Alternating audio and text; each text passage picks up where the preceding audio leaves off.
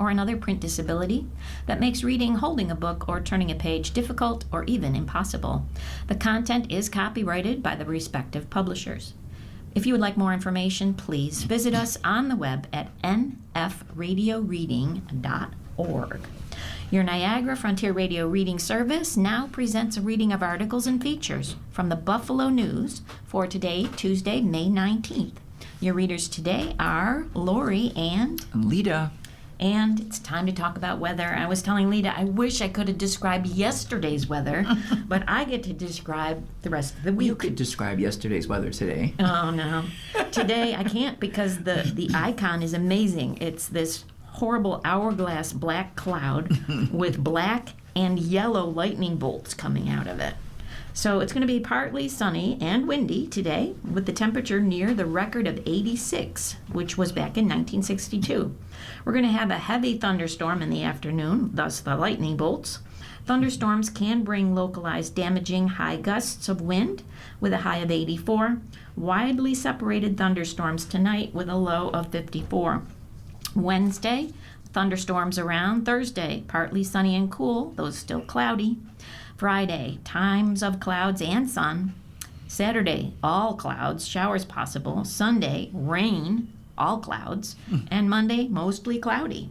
So if you want to be in a warmer place, I'm not sure we do, that's 97 degrees at Luray, Virginia. And in Mammoth Lakes, California, it's only going to be 19. Ooh. The sunset will set today at 8:36, and I thought the trivia was interesting. 160 tons of what falls upon the earth every single day? It sounds ominous. The answer is sunlight.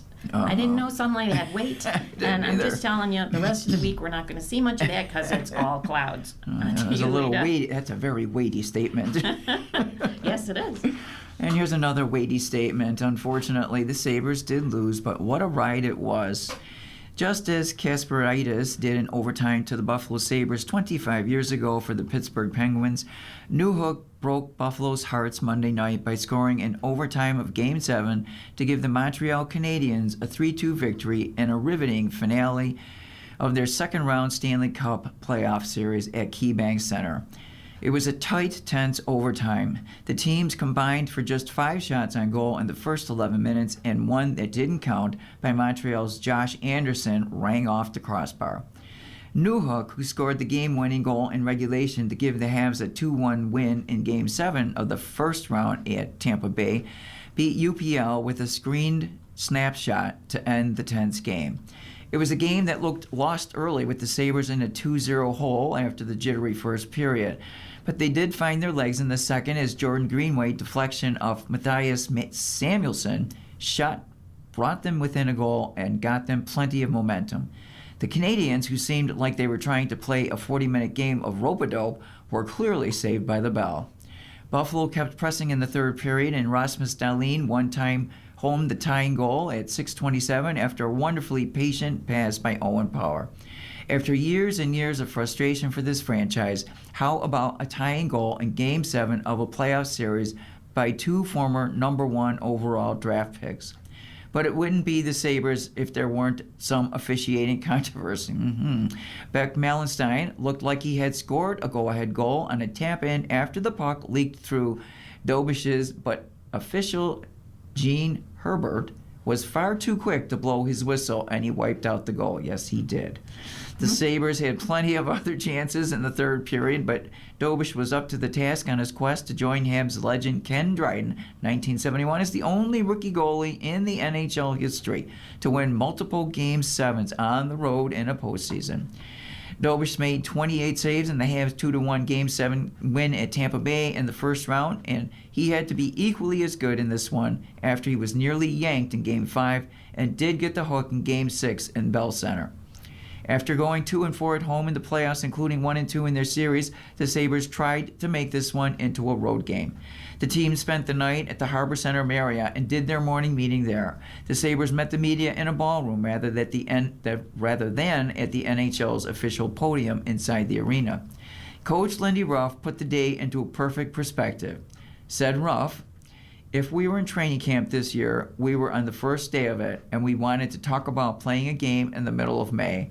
On an 85-degree day in Buffalo in Game 7 to move on, we'd all sign on the dotted line. You couldn't really ask for anything more. What a chance this was. The Sabres even switched anthem singers to try to help the mojo, with Cammie Clooney, or is it Clune, announcing early in the day via social media she'd been asked to step aside for a special guest, adding that she would return for the first round game of round 3. The guest was legendary Doug Allen, trying to revive the days of 2006 and 2007. He brought down the house when he was introduced and did a fine job all the way through to his trademark climactic point. Clooney, it should be noted, he had done great jobs with the anthems and her popularity has soared this season, but I got a newsflash for her. She wasn't coming back in the next round until the Sabres lost the game.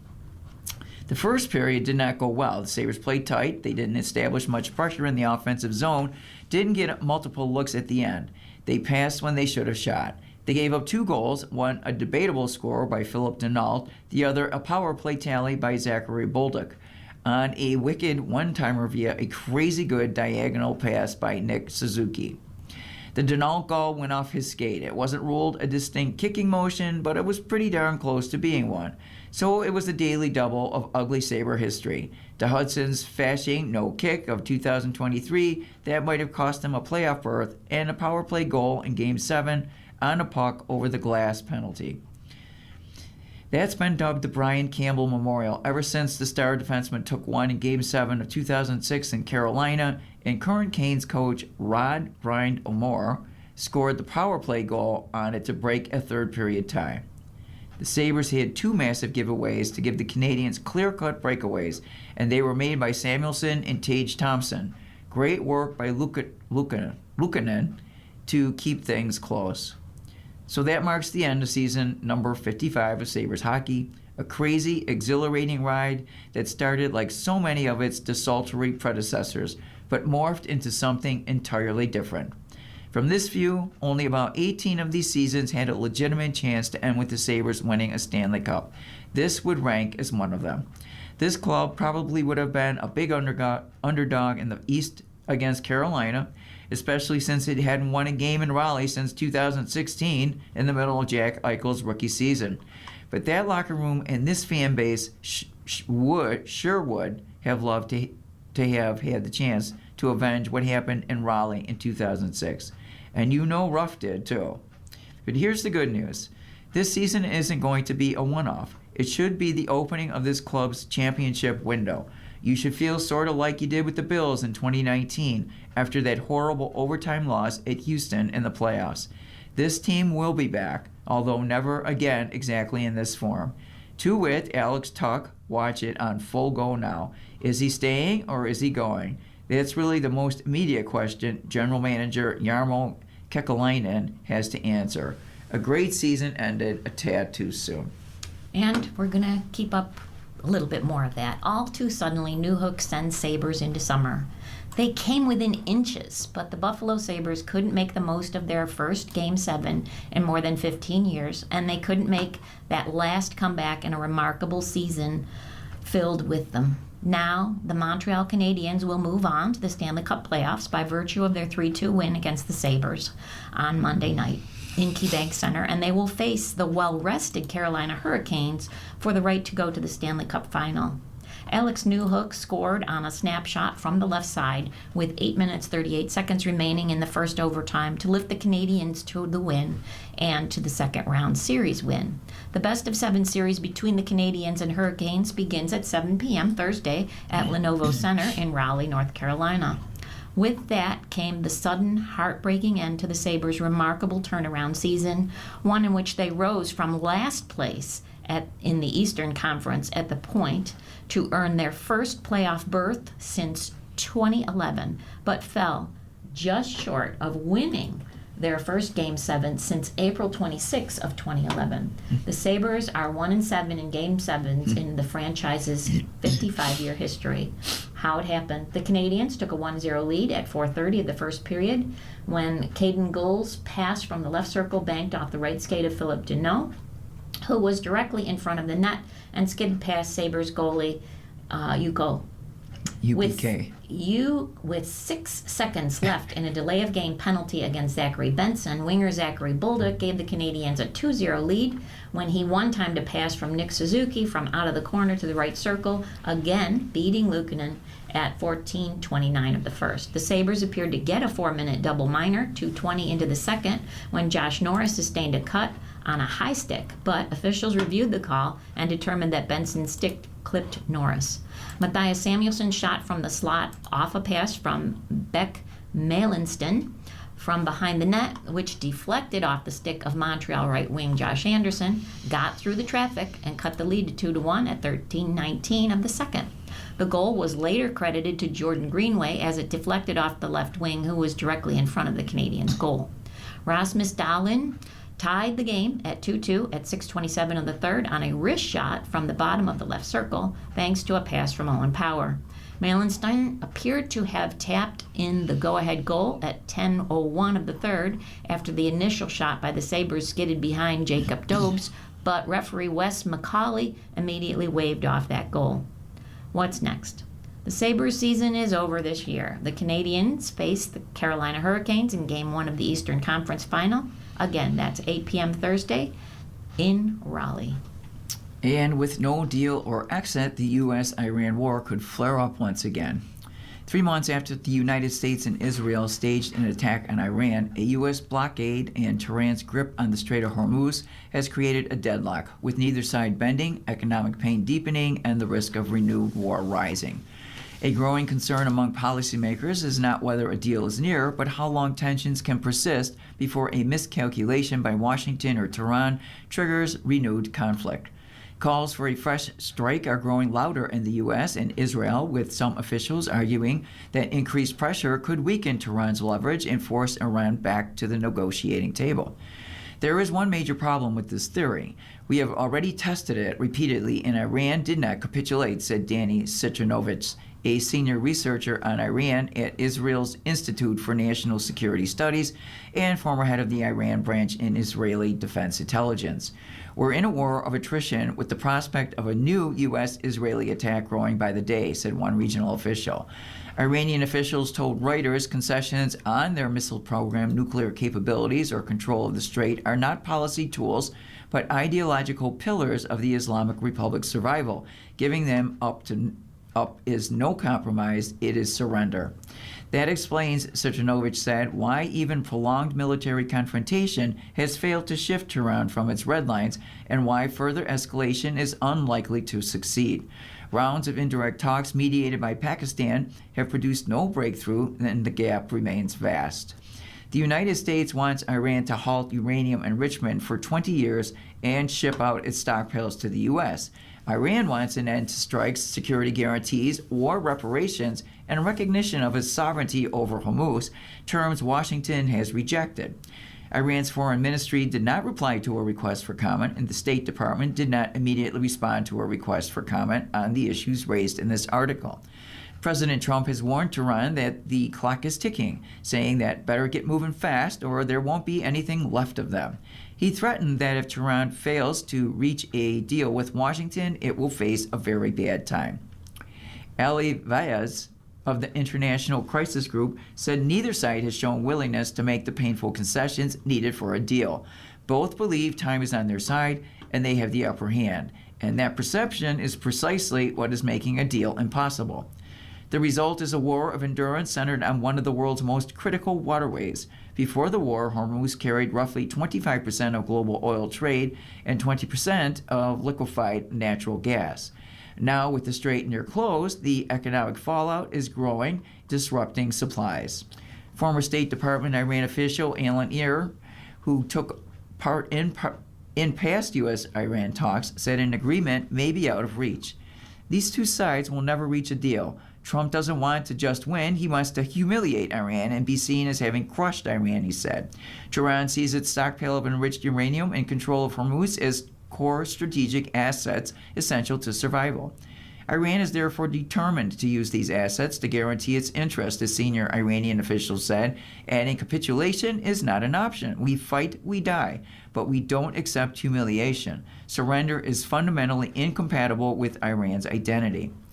A second Iranian official argued that Tehran had already won, not by defeating Washington militarily, but by refusing to submit. Weeks of U.S. and Israeli strikes failed to break Iran's will, reinforcing its view that its nuclear stockpile and control of Hormuz remains the core of its deterrence. Surrendering them would dismantle that balance. Trump wants to declare victory, but Iran won't give it to him. Can the world economy withstand the pressure? And that's the question Trump owes the world an answer to, he said. More strikes would not change Iran's calculus, only accelerate escalation, he said, adding that Iran will not abandon enrichment or bow to ultimatums without compromise from Washington. Yet behind the defiant posture, Iranian sources close to the establishment describe a more conflicted reality. Tehran does not want a prolonged no war, no peace scenario as inflation rises, unemployment worsens, and strikes on key industries bleed an already battered economy.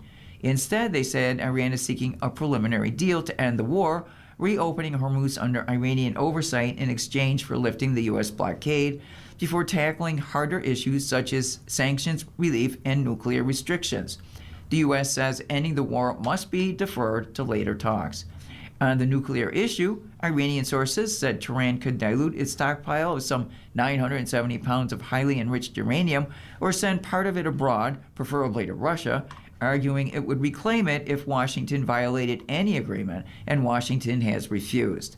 Iran is also pushing for a shorter halt to enrichment than Washington's 20-year demand and full access to $30 billion in frozen assets, but Washington has only agreed to free a quarter of those assets under a timetable, the source added.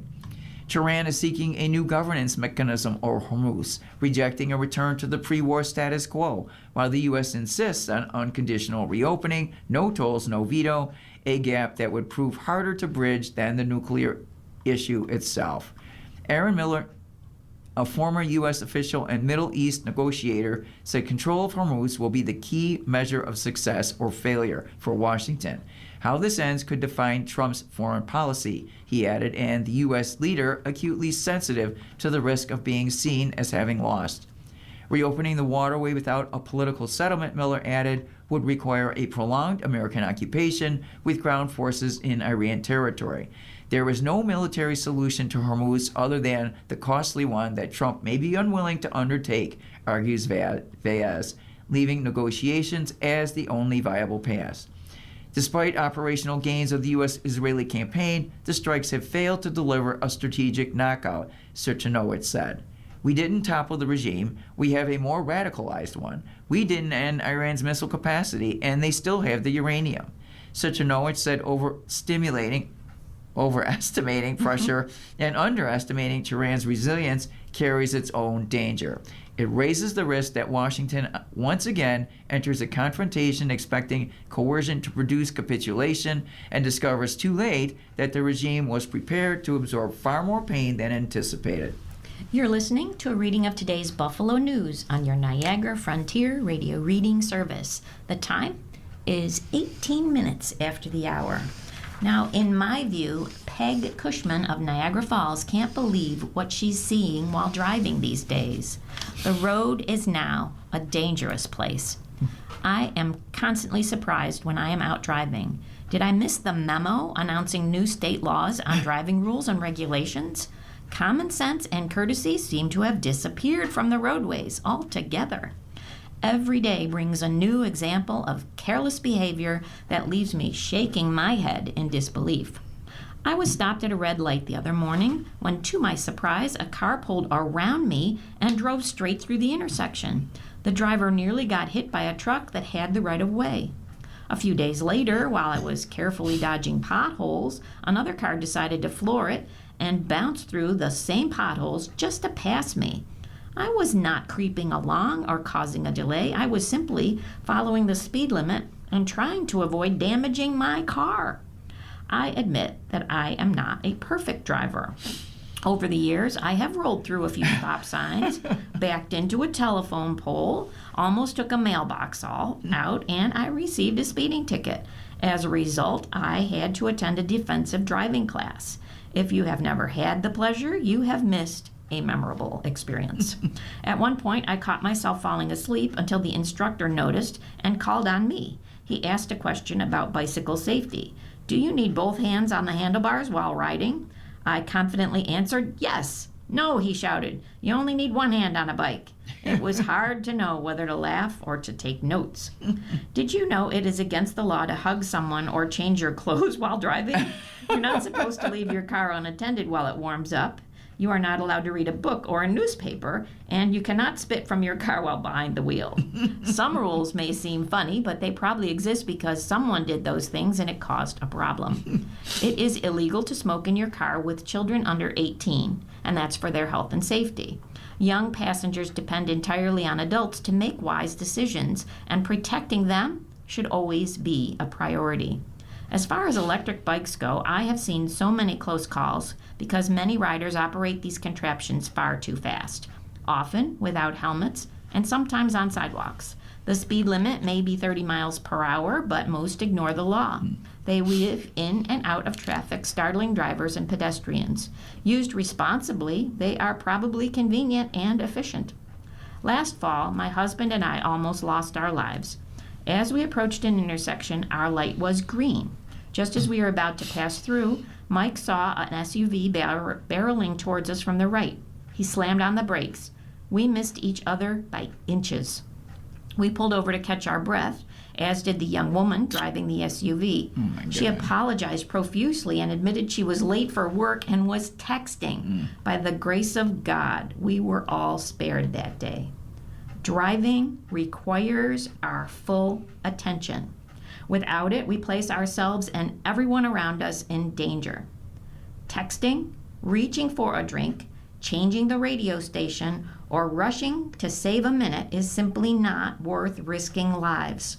The road would be a much safer place if everyone remembered that responsibility and patience are not optional while you are driving. That is so true. And the editorial cartoon is a picture. There's a sign with the Chinese flags and the U.S. flags, and it says "Lunch with Xi." And Donald Trump is sitting there with his Diet Coke, of course. And Xi Jinping is got his plate full of stuff, and he's reaching over to grab food from Donald Trump because Donald Trump is snoozing at the table. And that is an interesting comment. I'll let you decipher that one. And moving over to the comment editorial from the paper. No closure. Frustrations continue in diocese bankruptcy case as parishioners seek stability.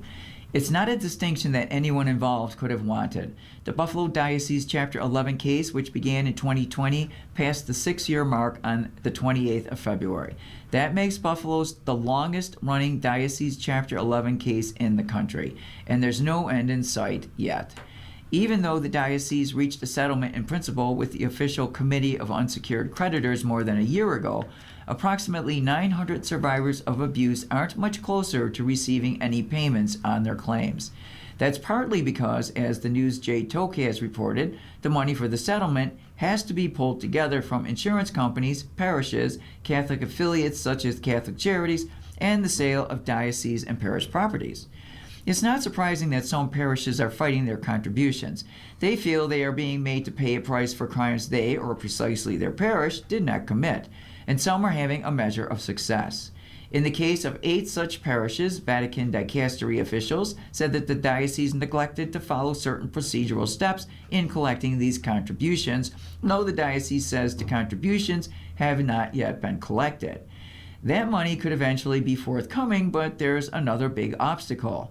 A bureaucratic glitch that goes back to a case against opioid maker Purdue Pharma is also holding up the conclusion of these tortuous procedures. Judge Carl L. Buckey of U.S. Bankruptcy Court for the Western District of New York is requiring that all abused claimants must opt in to liability releases by submitting ballots with checked boxes. It's highly likely many claimants will not do this. Diocese attorneys feel this requirement will throw a big monkey wrench into the case. Without liability releases, insurance carriers won't put in the hundreds of millions of dollars needed. A smoother opt-out mechanism would uncomplicate this process, and the creditor's committee plans to submit an appeal asking for it, which could take a year or more longer. What courts and other official bodies should keep in mind is that as they add months and years to the conclusion of the settlement, many abuse victims have already endured decades of suffering before even venturing to seek some small measure of justice. By the time this Byzantine jigsaw puzzle of insurance payouts, property sales, legal complications, and actions from outraged parishes is finally forced into resolution, the limits of survivors' patience will have long been exceeded. They just want it to be over. An abuse survivor, John A. Polvino, told Tokaz, "There is no closure. I just want to see the deal concluded." Who doesn't want to see an end to this? As it is, parishes throughout Western New York are struggling with diocese reorganization and downsizing that means many have either closed or see closure coming down the road. Shrinking congregations, fewer priests, and diminishing participation are among the reasons the diocese cites for parish mergers and closures.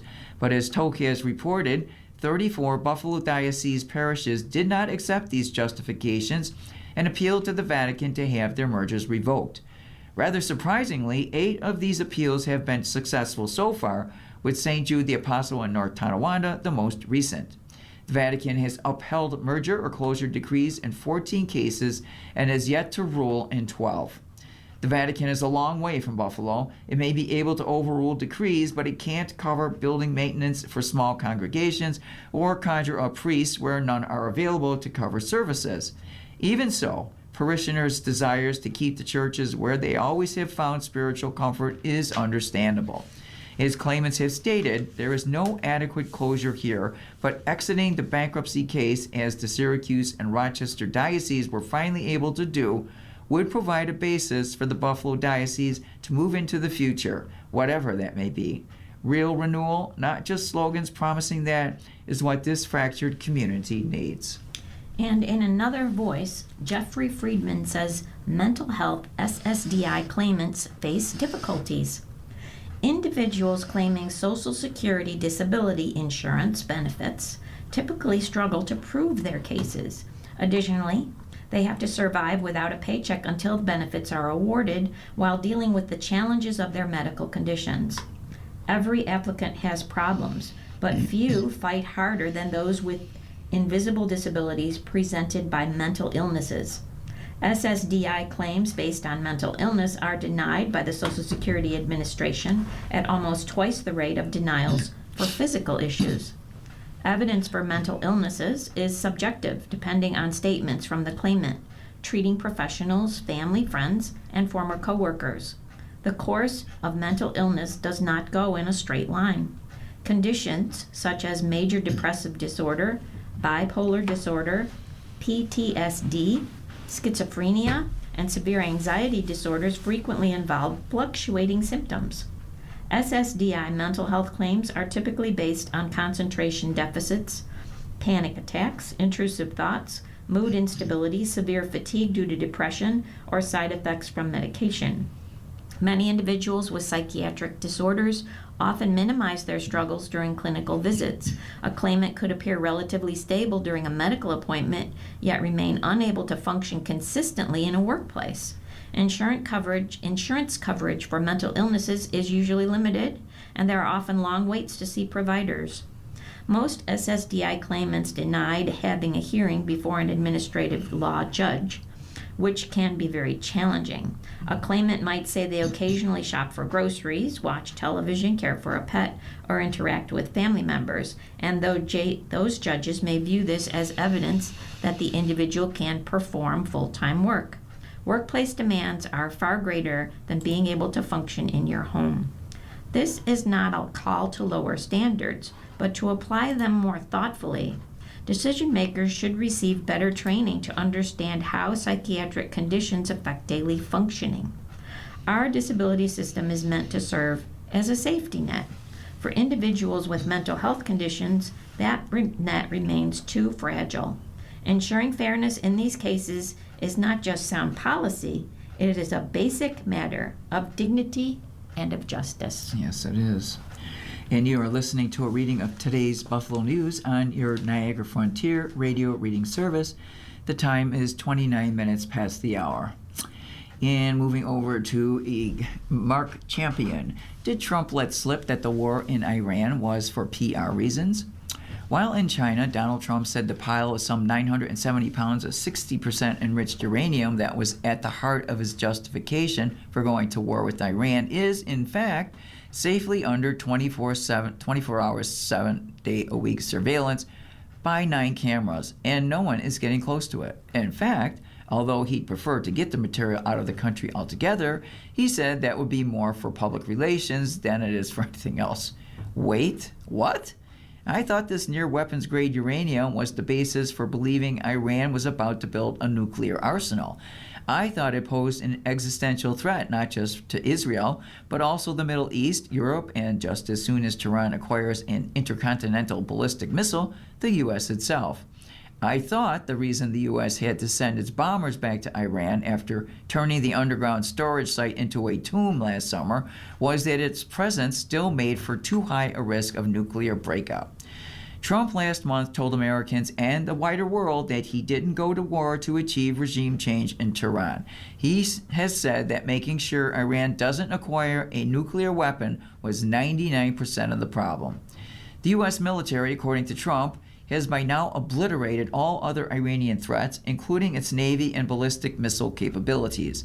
He's called the closure of the Strait of Hormuz a minor issue because the U.S. doesn't use it much, which is true, although American consumers pay the same cost in rising gasoline prices as everyone else.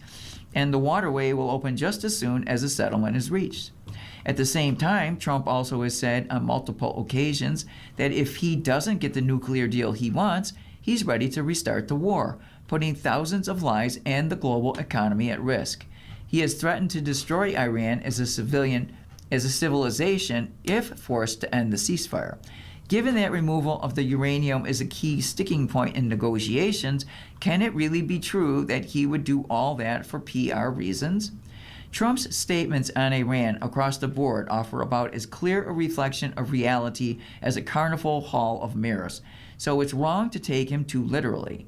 All you need to do is look at Israel's approach to the war or its impact on the Gulf states and economies in the Far East to understand that Tehran's nuclear program is not 99% of the problem. U.S. intelligence agencies reportedly believe that Iran still retains 70% of its pre-war missile stocks and can access 30 of 33 missile launch sites along the coast near the strait. And none of these calculations account for the arsenal of drones that has done so much damage to the Gulf states and the U.S. military bases they host. So Iran's ability to do mischief in the region has not been eliminated, and failing regime change or a ground invasion, it probably can't. Likewise, even if Hormuz reopens, Iran has now claimed the right to control which ships may pass when and at what price. That plan represents a major problem to resolve that did not exist before the U.S. and Israel's attack in February. And yet, I think Trump spoke an important truth about his own motivations for going to war again, and the reasons for which he is finding it so hard to find an exit. PR is now a businessman, and reality TV star turned president would naturally describe this. But in the literature of international relations and war, this is not uncommon motivation. It is called prestige. That's typically about the prestige of nations, but Trump is not a typical leader, and the prestige largely concerns himself. As I have written before, he's wanted the U.S. to deal with Iran by force since the 1980s. He thought the Islamic Republic made U.S. leaders look weak. They've been talking for 47 years with other presidents, and we're not doing much talking, Trump told reporters at last month's Andrews Air Force Base press gaggle. It was just supposed to be a lot easier to win. What does seem clear is that, unlike Israel and the UAE, Trump now wants out of the war. The truth he spoke on Thursday was that while for those countries success means either true regime change or the irrevocable destruction of the Islamic Republic's ability to hurt them, for Trump, the primary motivation has always been to become the president who finally showed Iran who's boss. Regime change would be welcome. The Islamic Republic has nothing but nihilism to contribute. It is hated by its people, whom it has failed and brutalized. It spreads only fanaticism and religious hate across the region, undermining states from Lebanon to Yemen. To let it have a nuclear arsenal would spark proliferation across a volatile region and provide the regime with impunity. All of this is a matter of cross-party consensus in the U.S., the West, and among much of the international community.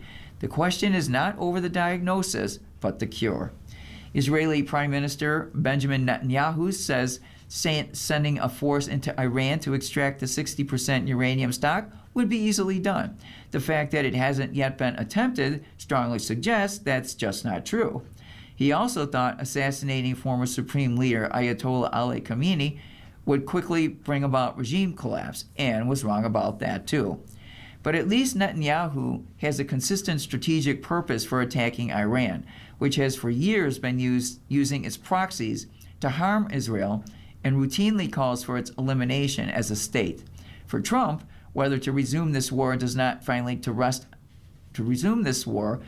seem finally to rest on, to a large extent, whether he can sell it as a win ahead of November's midterm elections. That kind of PR should never decide issues of war and peace. Yeah. And Alison Schrager says, in the job market today, it's women who have the upper hand. America is fast becoming a country with two economies, a stagnant one for men and a growing one for women.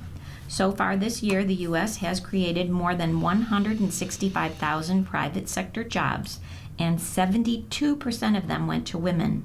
To some extent, this reflects a structural change in the economy, as growth is in industries that are more likely to employ women, such as healthcare.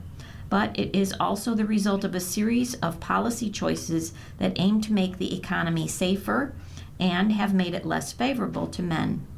The decline in male work is a long-running trend that coincided with the technology-driven decline in manufacturing and the rise of the service economy. America also has an aging population, which means there are a lot of jobs in healthcare whose workforce is about 80% female.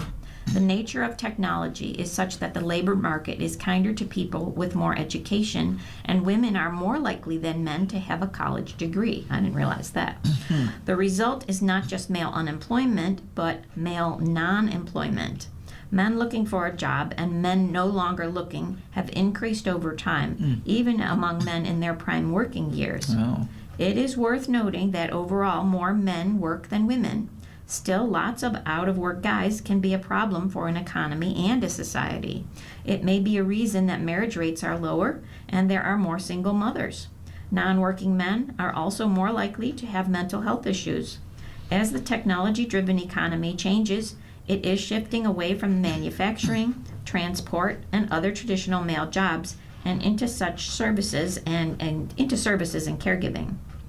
And as much as some economists and commentators would like men to change their preferences and become nurses, it is not a solution that is going to work for everyone. The fact that most current job creation tends to be in healthcare, or until recently government, and education reflects a society that aims to reduce risk. Between its tax code and its workplace regulations, the U.S. encourages an increasingly greater share of compensation to come in the form of insurance, mostly health insurance. While health insurance has its benefits, it also encourages more spending on health-related services and disconnects them from prices, and that's just the private sector. The U.S. also spends more on health care, mainly in the form of Medicare and Medicaid. The net effect of all of this is to increase health care's share of the economy. This is not necessarily bad, but the U.S. does not have unlimited resources. Spending on health care is a choice, and it comes with trade-offs. One of those is less work for men. One recent paper speculates that the decline in work hours, mostly from men leaving the labor force, can be explained by the huge expansion of Medicaid over the last 50 years. Medicaid discourages work because recipients lose health benefits when they earn more money. And then there are environmental regulations and building restrictions, which are forms of risk aversion. They also make it harder to build more homes, which limits the number of jobs in the construction industry and makes housing more expensive. That, in turn, makes it harder to take a risk like moving to find a better job. Some states are also trying to force firms to hire more workers as employees instead of contractors. There is also a form of risk aversion This is also a form of risk aversion policy. It attempts to ensure that workers have more benefits and employment protections, but it also makes hiring people more expensive, especially in jobs that don't require a college degree. The impulse toward risk aversion also favors white-collar jobs in areas such as human resources and compliance, which also tends to be dominated by women. All these attempts to make the economy safer and more regulated come from a place of noble intentions, but they make the economy less dynamic. And since women tend to work in more stable and less physical jobs, they benefit more. Some of this shift is due to a changing economy, and there's not much anyone can do about it. But some of it is due to policy choices driven by the goal of reducing risk. The solution is not to try to make the economy safer, for example, with industry policy to create guaranteed jobs in manufacturing. The best way to help the economy overall and to reduce male unemployment is to let risk-taking flourish. And as part of our newspaper reading, we now present the day's death listings. If you need further information on any of these names, you can call us at 716-821-5555. Gerald L. Brennan. Ronald Ron J. Giovino, Sr. Michael W. Glavy. Nancy Kiss, Nee Polszkowski. Thomas A. Kostelny. Barbara Ann Lippert, Nee Krumpa. Marie Jean Moore, Nee Perino. And if you need further information on any of these names, you can call us again at 716-821-5555. That's 716-821-5555. Now it's time for your royal stars. Happy birthday for Tuesday, May 19th. You are tactful, kind, dependable, empathetic, and calm. You have strong convictions. This is a year of reflection. Take time to renew your spiritual or your religious beliefs. If you are Aries, be tactful when dealing with authority figure and your parents today. This includes older family members. Tonight is about home and family. If you are a Taurus, you have a lot of energy and drive now, and today in particular. You will be charming and convincing when you're talking to others. This is a bonus. Having said that, someone might criticize you or disagree with you. Oh no. Tonight there will be discussions. Geminis, be careful with financial matters today. You're eager to talk to others because Mercury is in your sign. Tonight you must check your money. Cancer, this is a tricky day because Venus is in your sign, dancing beautifully with Mars, enhancing your ability to be charming and sociable. You'll assert yourself and attract others to you. Tonight, you're strong. So why is it tricky? Not sure. Leos, avoid controversial discussions about politics and religion. You might not have all the facts, or you might be misinformed. There's a lot of confusion out there today. Tonight, seek solitude. Don't argue. Virgo, in one way, relations with friends and groups are excellent today. People are impressed with your energy and straightforward approach. Tonight you can enjoy those friendships. Libras, people will notice you today. Some know personal details about your private life. Ooh, tonight you must show respect. Scorpio, romance with someone different or unusual might blossom today. Certainly you're keen to shake things up a bit because you want to break free of your boring routine. Tonight, explore. Sagittarius, this is a passionate day for some couples who will enjoy each other's company. In fact, for some, a work-related romance might be over the top. Tonight, check your finances. Capricorn, today the moon is opposite your sign, which means you have to be cooperative with others. You might even have to compromise. Tonight, you must listen and cooperate. Aquarius, relations with coworkers, as well as discussions about your health or perhaps a pet, will be a lively pleasant experience today. Nevertheless, communications are confusing. Tonight, get better organized. Pisces, 2 influences are at play today. One will encourage fun, socializing, great times with kids, and the enjoyment of sports. The same influence will also promote romance. Tonight you get to socialize and pray. Oh, okay. Play, excuse me, play. Maybe you should pray too. I don't know. You can play while you're praying.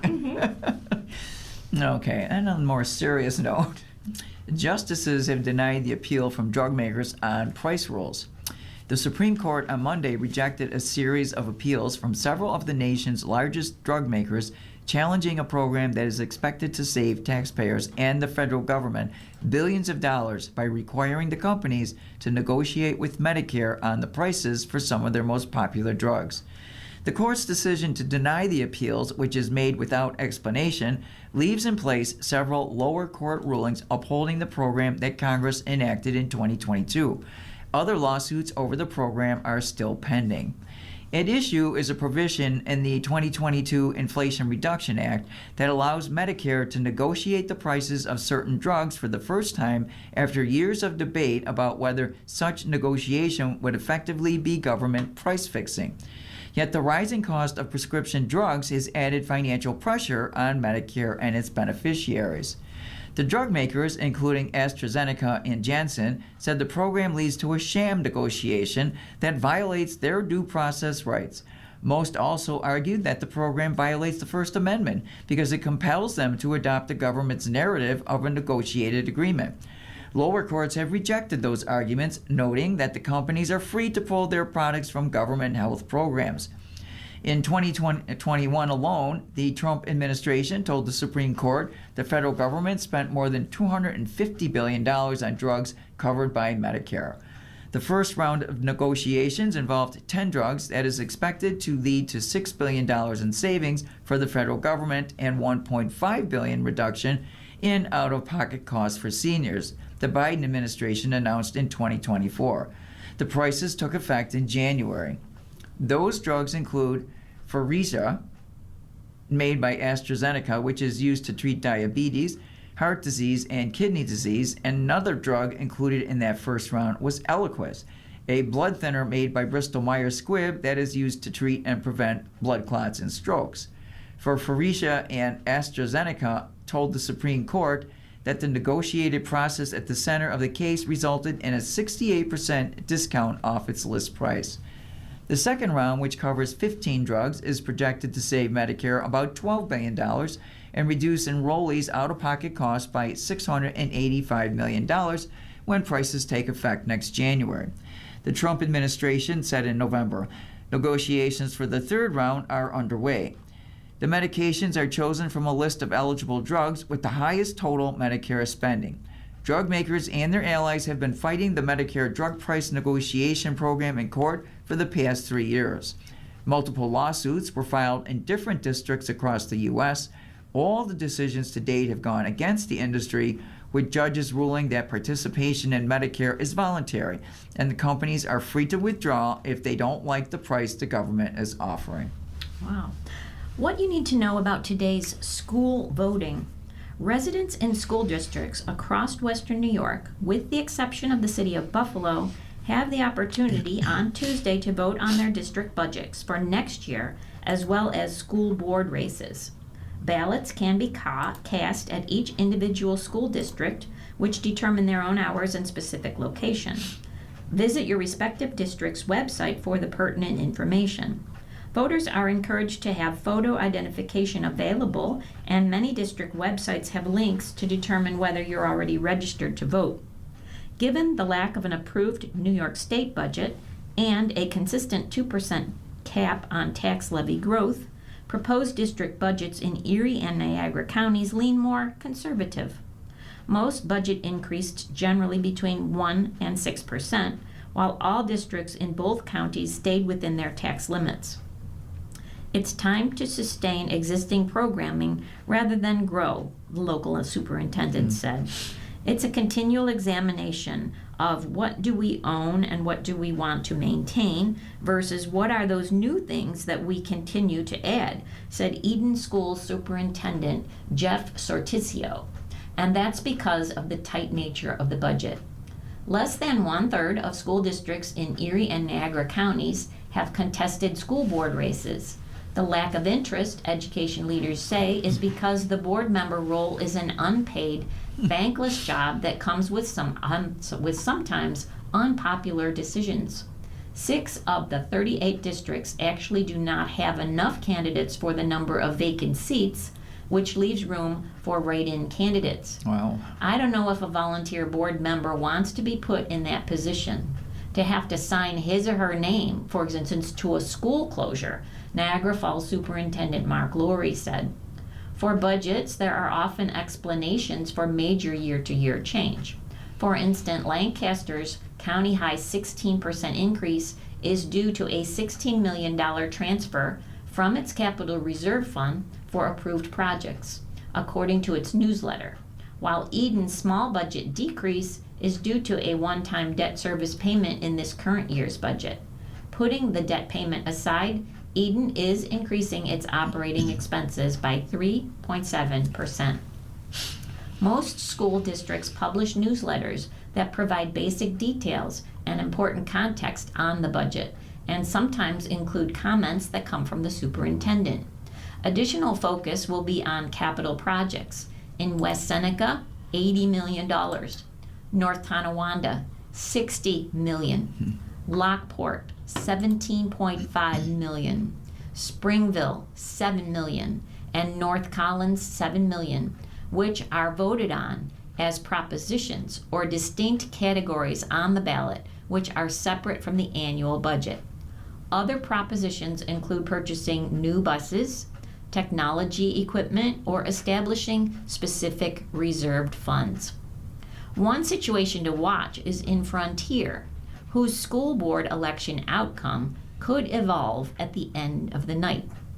Voters in the Frontier District have 3 board candidates running for 3 seats, but a proposition on the ballot could decrease the number of overall school board seats from 7 to 5. If that passes, then only the top vote getter of the 3 candidates will actually win the seat. Hope that wasn't too confusing. It could be. I have to read that over a few times. And Musk expects expansion of cars without humans. In Tel Aviv, Tesla chief Elon Musk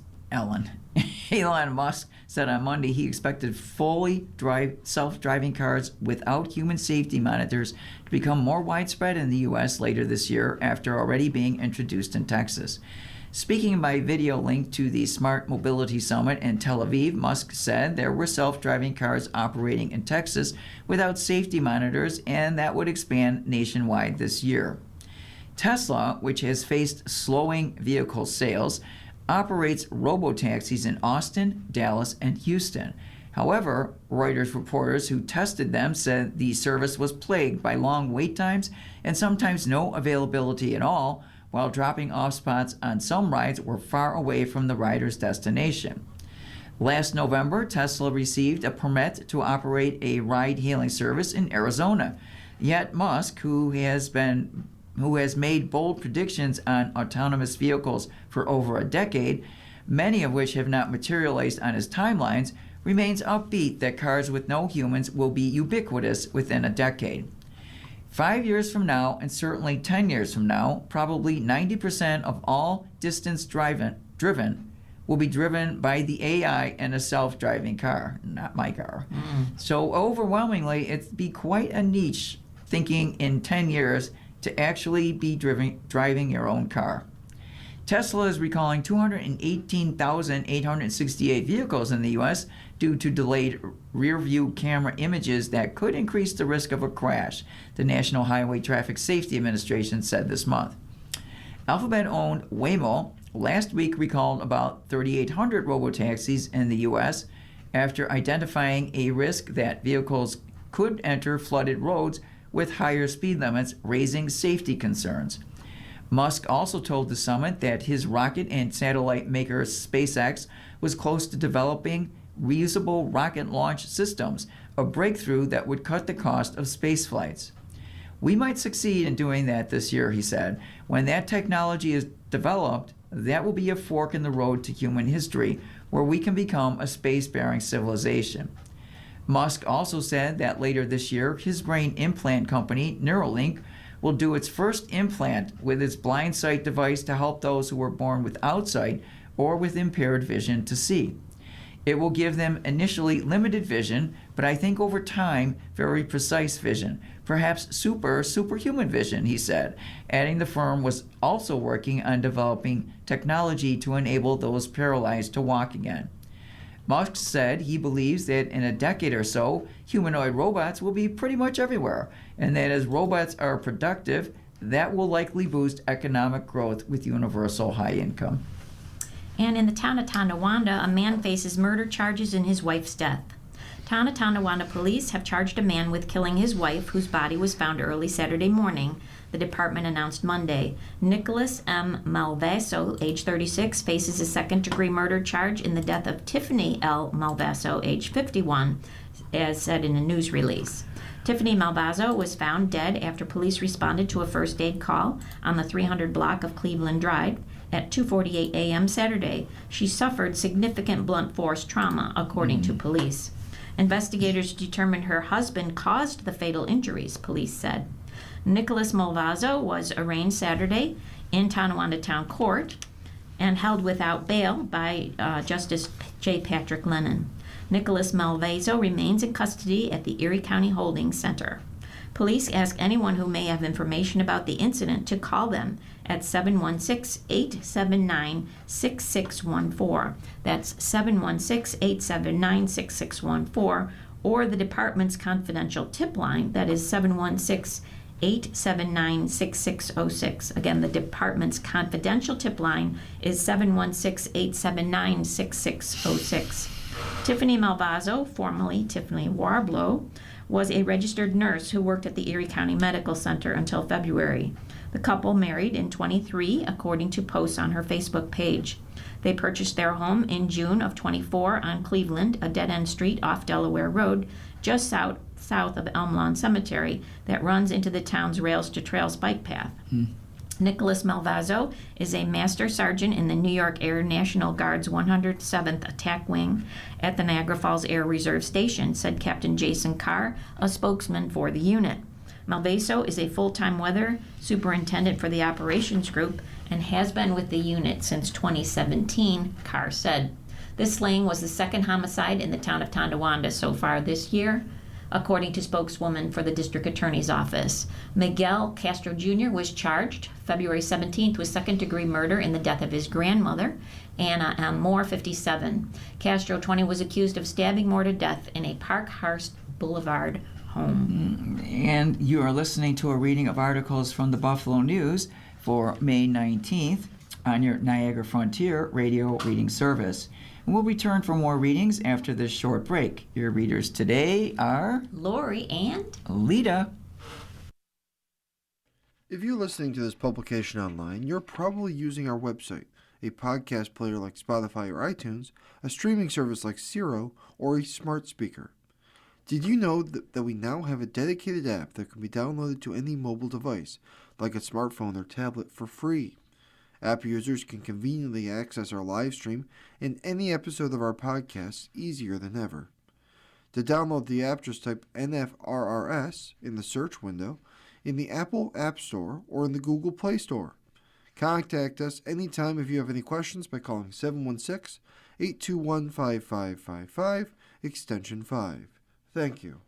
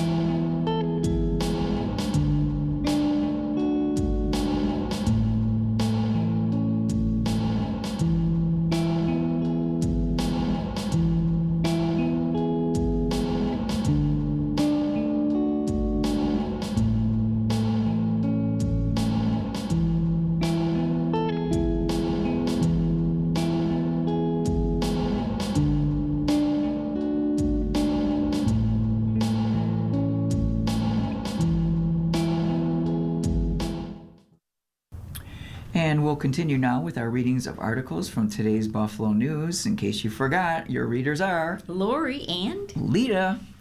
And the state's health agencies used in deportation efforts.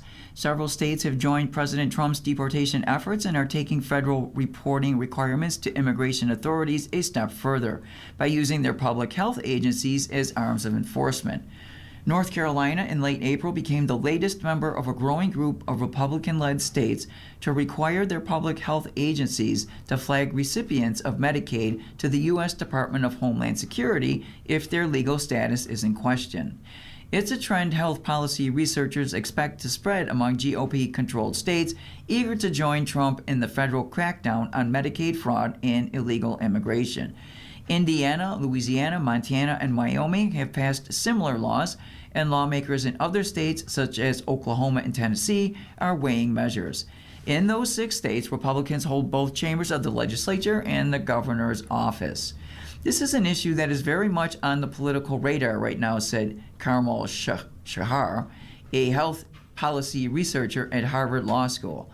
More than 75 million people are enrolled in Medicaid, the federal and state-run public health program for people with disabilities and low incomes, or its related child health insurance program, which provides low-cost coverage for people under 19.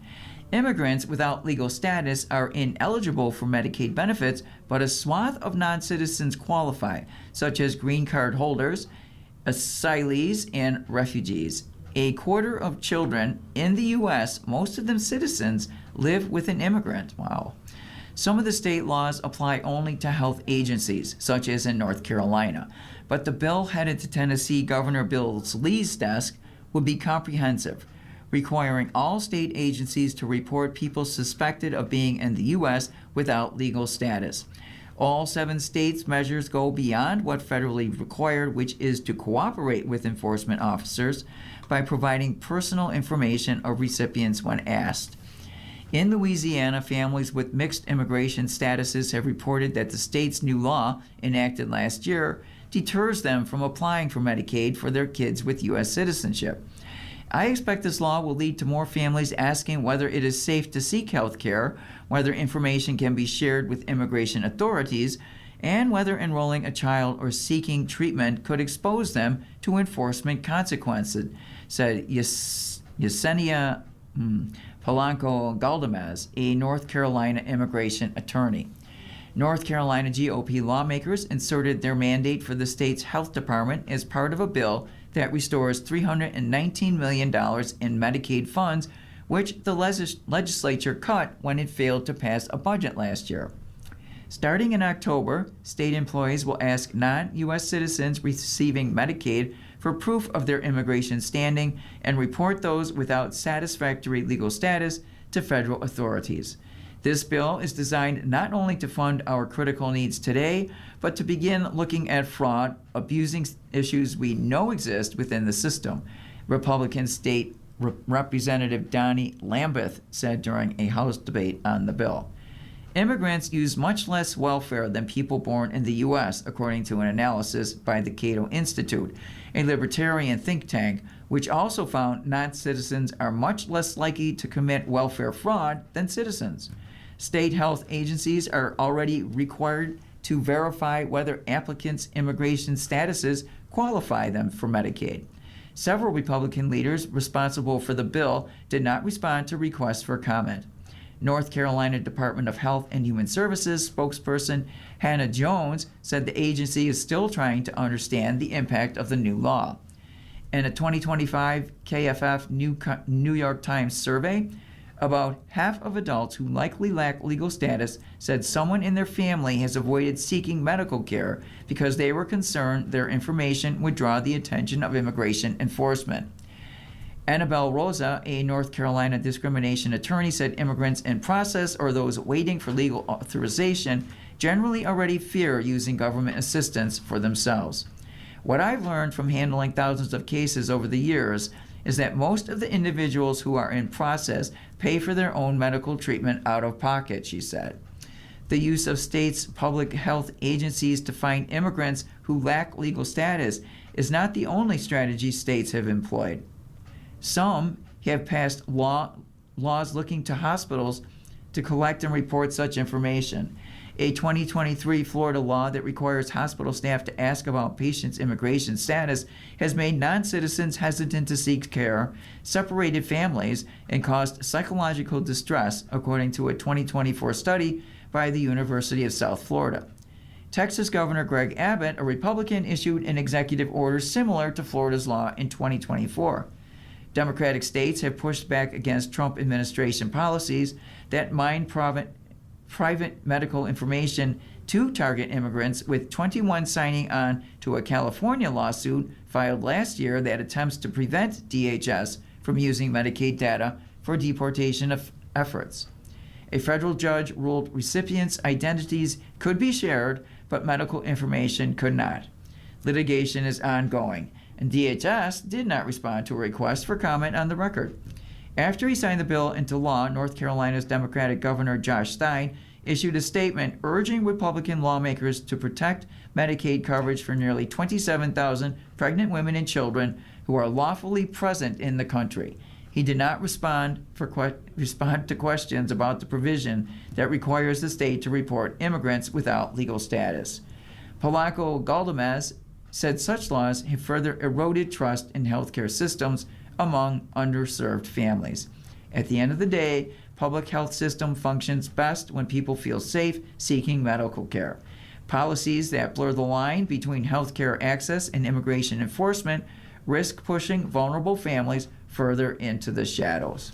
And in this article, I just want to warn everybody that I found it personally disturbing, so prepare yourself. Okay. Man and woman face prison time in the death of a 3-month-old girl. A Buffalo couple faces prison time after pleading guilty to letting their newborn daughter starve to death. Luis Gonzalez Jr., age 26, and Katrina Udria, age 23, both of Buffalo, each entered guilty pleas Monday before Erie County Court Judge James F. Barnese to one count of second-degree manslaughter, which is a felony. The case stems from July 7th of 2023. Police and paramedics arrived that afternoon at an apartment on William Street in Cheektowaga after receiving a 911 call about a child who was unresponsive. The victim was Lyndon Gonzalez, almost 3 months old, who was taken by ambulance to the former Oshai Children's Hospital, where she was pronounced dead. The baby's health had caused concern among her doctors in the weeks leading up to her death, according to a news release that came from Erie County District Attorney Michael J. Keene. On April 20th of that year, Lyndon was born at 6 pounds 8 ounces, which was considered a healthy weight. During pediatric appointments in April and early May, a medical provider expressed concern that Lyndon was losing weight. According to the district attorney's office, the couple was told to feed Lyndon more formula and to feed her more frequently. The family did not return for a follow-up appointment scheduled for May 8th. At the time of her death, Lyndon weighed 8 pounds 4 ounces, the authorities said. According to the Erie County Medical Examiner's Office, Lyndon died of malnutrition and dehydration, and her death was ruled a homicide.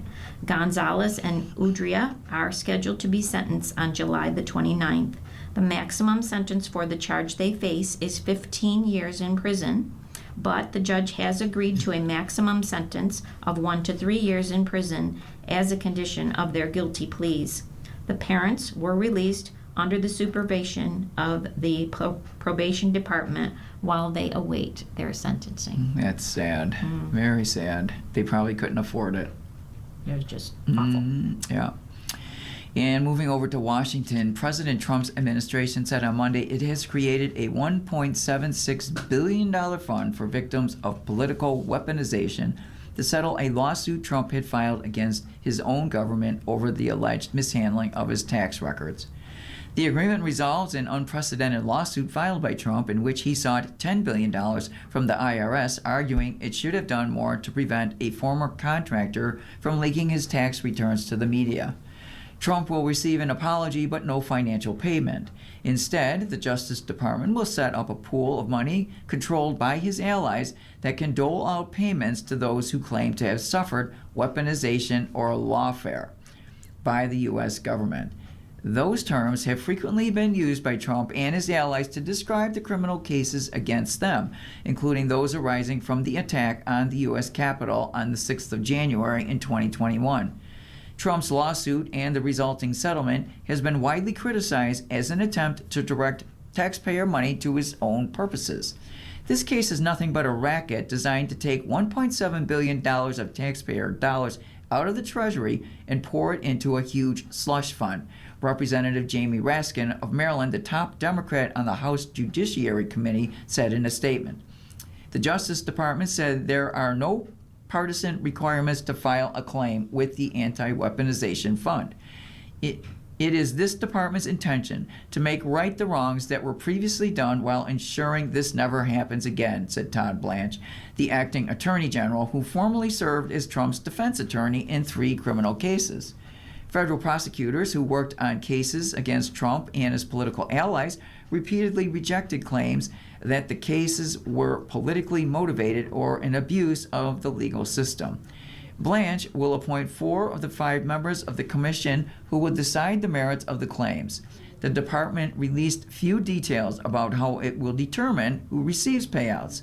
A spokesperson for Trump's legal team reiterated claims that Trump had previously been illegally targeted by the federal government and said Trump will continue his fight to hold those who wrong America and Americans accountable. Trump, his adult son Donald Trump Jr. and Eric Trump, and the Trump Organization sued the IRS in January, arguing the agency should have done more to prevent a former contractor from disclosing his tax returns to media outlets during the president's first term. As part of the settlement, Trump will also drop administrative claims against the government over the FBI search of his Mar-a-Lago resort for classified documents in 2022 and the investigation into potential ties between his 2016 presidential campaign and Russia. The IRS lawsuit arose from the former IRS contractor Charles Littlejohn's leak of Trump's tax returns to media outlets, including the New York Times and ProPublica, in 2019 and 2020. Littlejohn was later convicted and sentenced to 5 years in prison. These returns show that Trump paid little or no income taxes in many years, and the Times reported in 2020.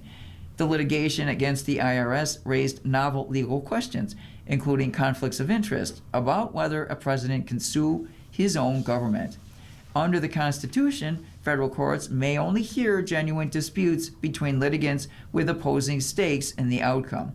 U.S. District Court Judge Kathleen Williams in Miami, who oversees Trump's lawsuit, wrote last month that it was unclear whether the parties to the lawsuit were truly antagonistic to each other. And I wonder if Comey is going to apply for this because he's being totally harassed. And who are the winners and losers in the Bills broadcast schedule? Being able to carry Buffalo Bills games is a big deal for local TV stations. Huge, like Josh Allen contract huge. Bills games are the highest rated local TV programs of the year, generating ratings in the 40s at a time networks are thrilled to get a 5 rating in primetime for entertainment programming. According to sources, Bills regular season games can generate around $150,000 in revenue for the local stations and more for playoff games. In addition to the high advertising revenue Bills games generate, stations also use them to promote their local news departments and are more likely to get viewers to watch their pregame and postgame shows that are full of advertisements. It should be noted that Bills games on Prime Video, Netflix, and the season finale are unassigned. The streaming games go up for bid with the local channels. WIVB Channel 4, the local CBS affiliate, has the most scheduled Bills games with 8, the same number it had scheduled in 2025. Its most attractive games are the game against the Baltimore Ravens on November 1st, the game against the Chicago Bears December 19th, a 4:25 p.m. game with the Las Vegas Raiders on October 18th, and 2 games with New England. However, a couple of games that may have been expected to air on Channel 4, but they are not, for 2 reasons. Because of the Bills' primetime popularity and because AFC road games no longer automatically air on CBS and NFC games no longer automatically air on Fox.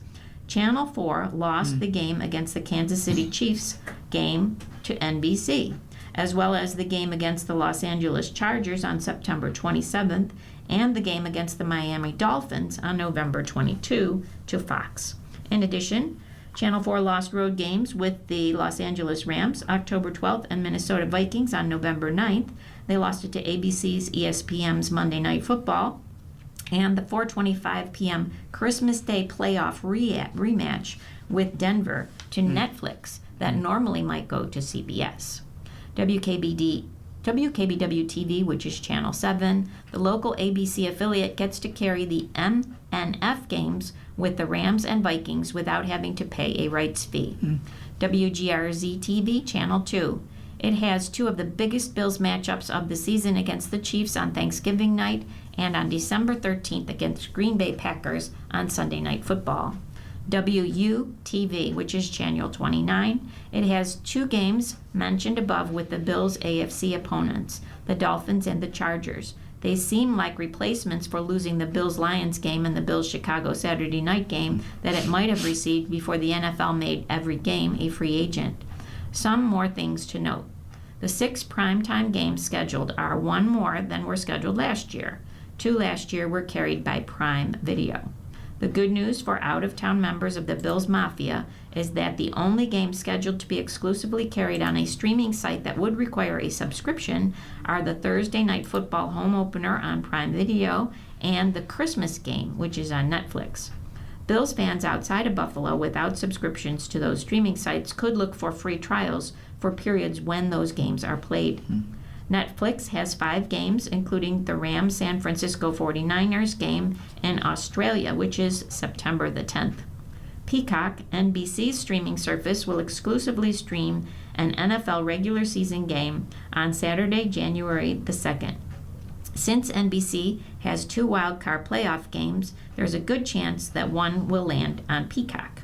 Prime Video will carry the Pittsburgh Steelers-Denver game on Black Friday and a wild card playoff game. YouTube and ESPN Plus, which had 1 exclusive game each last year, won't have games this season. Because of Disney's promotions for the Super Bowl February 14th, you might think it will be carried by ESPN only. However, it will be simulcast by ABC. Good for me. And you are listening to a reading of today's Buffalo News on your Niagara Frontier Radio reading service. And the time is 17 minutes past the hour. And moving over to some more Bills information, the next phase of the Buffalo Bills offseason is underway. The franchise conducted its first organized team activity on Monday, and for simplicity's sake, those can be thought of as spring practices, of which 10 are permitted in the offseason. While no live contact is permitted during the sessions, which are voluntary, teams can do 11-on-11 drills, so it's a step toward real football. The remaining OTAs will take place Tuesday and Thursday of this week, followed by May 26th and 28th and June 1st through the 4th. The team's 3-day mandatory minicamp will take place from June 9th to the 11th. Starting Tuesday, media members are able to attend one of the OTAs per week, followed by the minicamp. With that in mind, here are 5 players the Buffalo News will be watching Tuesday. Number 1, of course, wide receiver Keon Coleman. He's been the most talked about player on the roster this offseason, starting with owner Terry Pegula's revelation that the team's coaching staff, and not necessarily general manager Brandon Beane, wanted to draft Coleman in 2024. From that point, the team has done damage control, with Beane and new head coach Joe Brady insisting that Coleman is a part of the team's plan for 2026. It was fair to be skeptical about that, but now that the draft has come and gone and the Bills only used a 4th-round pick on the position, it seems reasonable to take them at their word. Coleman had a strong spring and summer last year, and it didn't amount to much of anything when the game started to matter. So he's firmly in the don't talk about it, be about it territory, although it will be interesting to get his reaction to what the owner had said. Number 2, inside linebacker Terrell Bernard. It was a tough 2025 season for the team's defensive captain, which is putting it nicely. Injuries either kept Bernard off the field or compromised his performance when he was on it, leading to a frustrating year. Bean gave Bernard a 4-year contract extension last offseason. He needs to be a part of the defensive solution, not part of the problem. How will the new defensive scheme fit Bernard? That question won't be fully answered until the season starts, but it will be interesting to hear the veteran linebacker's thoughts on it. It will also be a good chance to see where Bernard is in his physical recovery. Left guard Alec Anderson. He'll likely get the first opportunity to replace David Edwards as the starting left guard. Job won't be handed to Anderson, though, after the team signed Austin Corbett in the free agency. Anderson played well last season as tackled against Pittsburgh when both Deion Dawkins and Spencer Brown missed the games because of injuries. His flexibility has allowed him to earn a roster spot the past couple of seasons, but stepping into the starting lineup in front of Josh Allen is a different, bigger challenge. Anderson isn't one to back down from those, though, so it's fair to expect he'll enter a position battle with plenty of confidence. Next is defensive tackle Ed Oliver. Similar to Bernard, Oliver needs to be a part of the Bills' defense, figuring it out in the big moments. Also similar to Bernard, Oliver is coming off a frustrating season due to injuries that caused him to miss most of the regular season. He should be 100% now, though, and Oliver will be playing a new position in defensive coordinator Jim Leonard's 3-4 scheme. It's pretty tough to evaluate linemen on either side of the ball in a setting that does not permit contact, but hearing from Oliver on his new role will still be significant. And last, outside linebacker Michael Hoyt. To be clear, Hoyt probably won't be doing all that much on the field Tuesday, if anything. He's still recovering from surgery to repair a torn Achilles tendon. The Bills have said Hoyt is on track in his recovery. Does that mean he'll be ready for week 1? The thinking here is that will be the goal for Hoyt, but we should get a better idea of just how realistic that goal is once we get a chance to talk to him. The Bills last week signed outside linebacker Mike Dana, giving them a dependable veteran to pair with rookie second-round draft pick T.J. Parker. Those two figure to be the top reserves behind projected starter Greg Rousseau and Bradley Chubb at outside linebacker. If Hoyt can make it back for week 1, the depth chart at outside linebacker, which also includes Javon Solomon, starts to look a bit crowded. And in auto racing, Indy drivers are optimistic after quiet rides. At a track where the margins are measured in thousandths of a second and mistakes usually come at 230 miles per hour, something unusual happened this May at the Indianapolis Motor Speedway. There were none. No walls met carbon fiber. No qualifying runs ended early in a shower of sparks. No drivers had heartbreak at the hands of a wrecked car after their lone shot at making the field. Through 5 straight days of on-track activity at the 2026 Indianapolis 500, including all of qualifying, the most unexpected outcome might have been the absence of any major incident at all. We're just that good, Alexander Rossi joked during the post-qualifying news conference.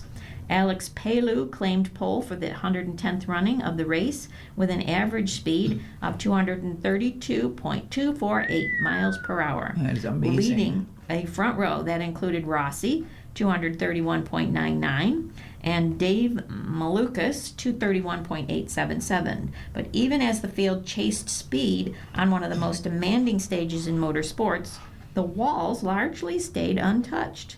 The clean slate is even more striking given how difficult the conditions were. Drivers repeatedly pointed to gusty winds and a tricky balance that made qualifying trim cars feel unpredictable. It's no easier, I can promise you that, Rossi said.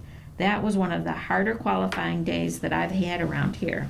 Malukas echoed the same sentiment. That was for sure for me, the toughest qualifying that I can remember for a while, he said. In other words, the speed was there. The pressure was there. The margin for error was razor thin. The crashes, though, were not there. That absence stands in contrast to recent years at the Speedway. In the 109th Indy 500, there were multiple crashes across practice and qualifying sessions, including incidents involving Kiffin Simpson and Colton Herta during qualifying runs, as well as a heavy pre-qualifying practice crash for Scott McLaughlin. In total, there were 6 crashes across the month's practice and qualifying sessions. Even the last time Indy 500 qualifying went without a crash, in 2023, the calm did not last long. A Monday practice session following qualifying brought a major accident involving Stephen Wilson and Catherine Legge, an incident that left Wilson with a fractured vertebrae and forced him to withdraw from that race. With practice time still remaining before the green flag drops on the great spectacle of racing, there's no guarantee that the streak holds.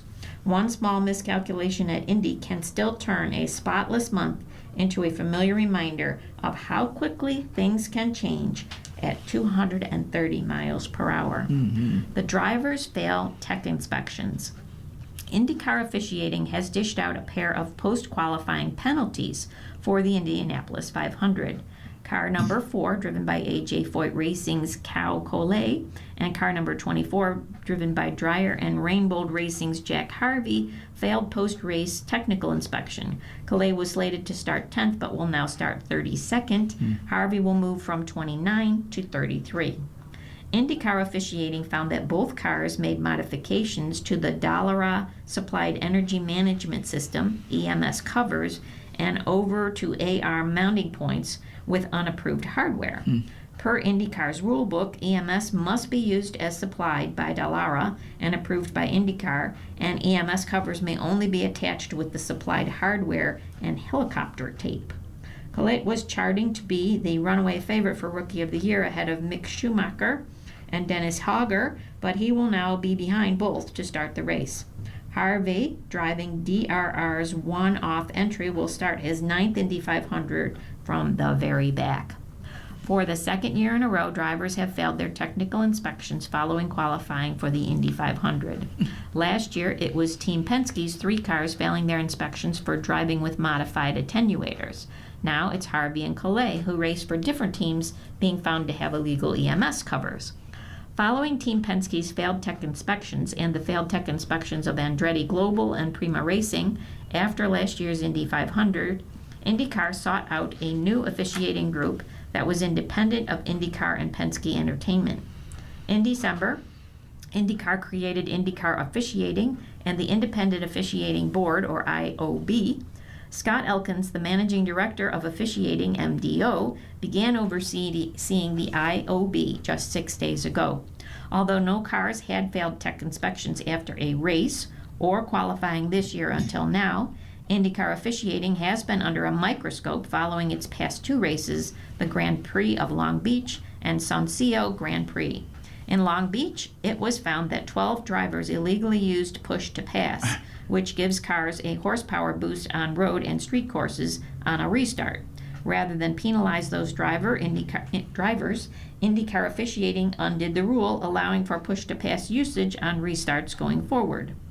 At the Sausalito Grand Prix, IndyCar Race Control was under fire for not deploying a full course caution when Alexander Rossi's engine failed on the IMS front straight away, the fastest part of the track. The decision drew the ire of Rossi and ultimately affected the outcome of the race, which Aaron McLaren's Christian Lundgaard won. Now, ahead of the biggest race of the year, IndyCar Officiating remains a primary storyline.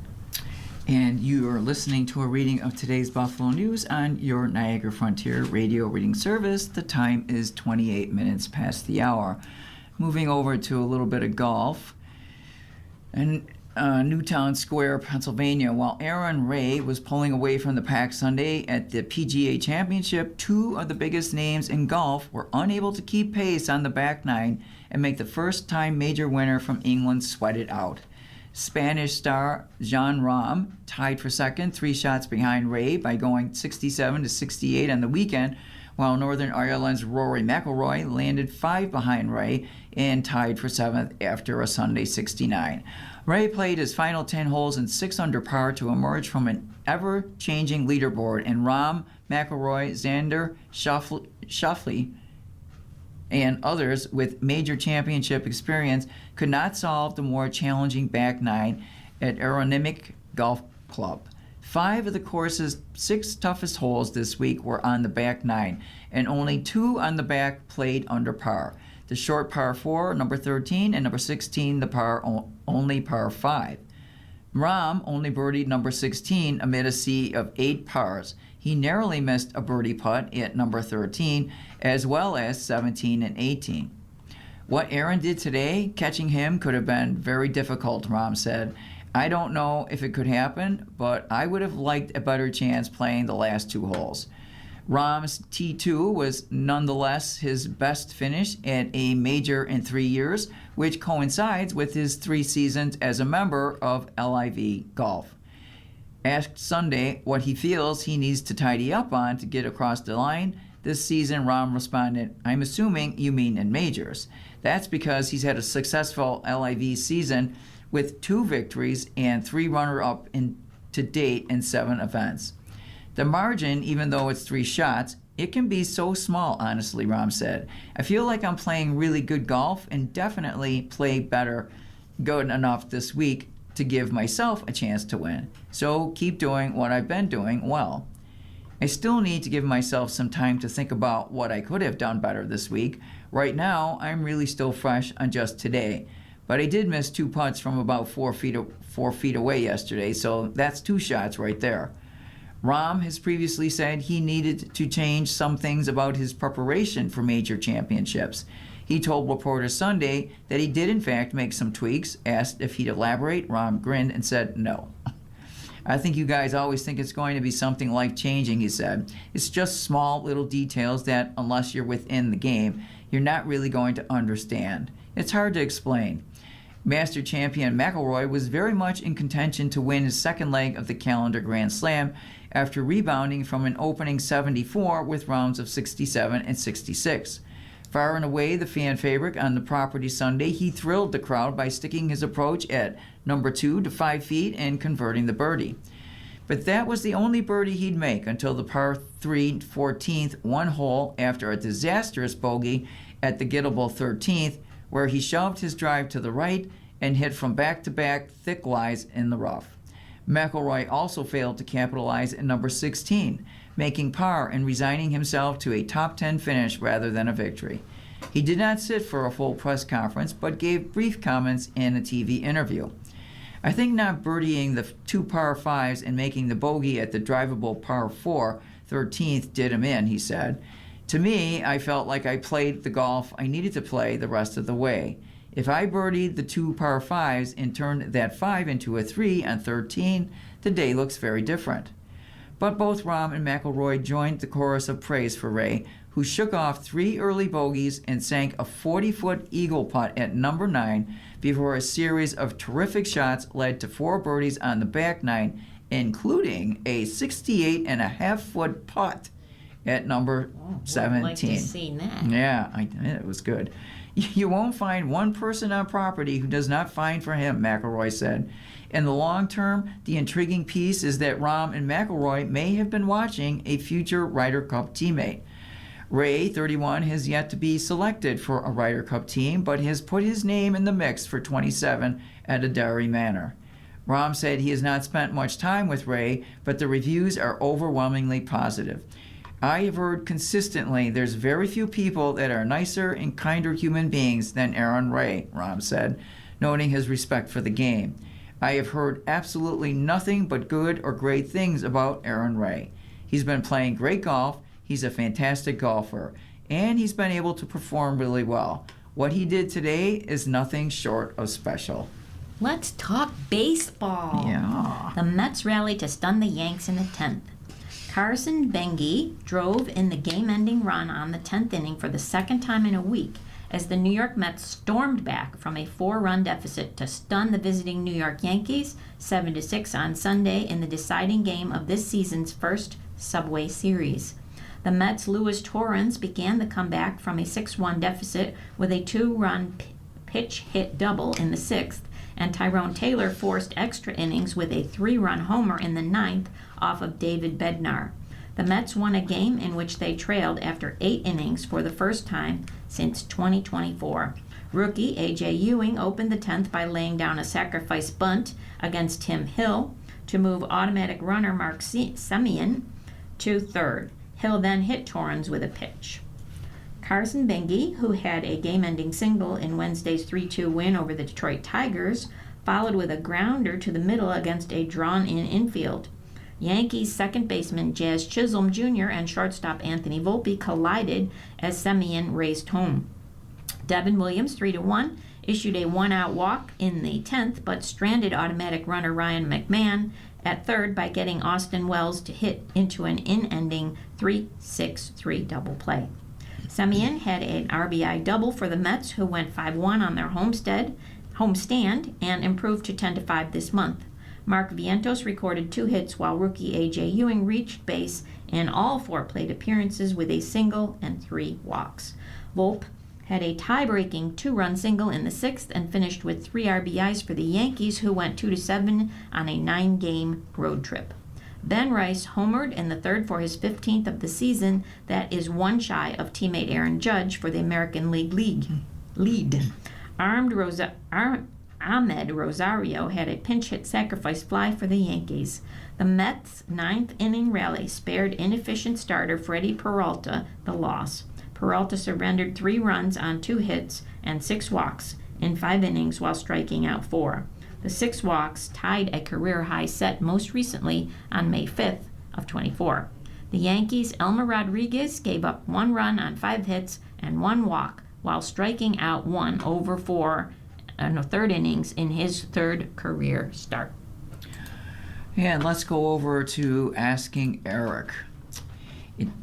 Dear Eric, my son has been married for 19 years and he has 3 children. In the beginning stage of his relationship with his spouse, I noticed that she only wanted my son to spend more time with her family.